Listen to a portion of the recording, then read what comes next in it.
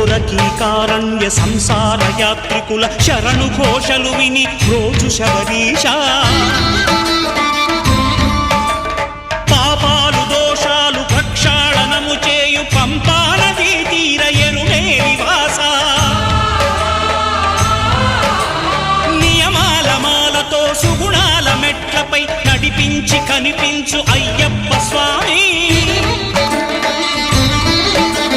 మకర సంక్రాంతి సజ్జోతివై అరుదెంచి మహిమలను చూపించు మణికంఠ స్వామి కర్మబంధము బాపు ధర్మశాస్త్ర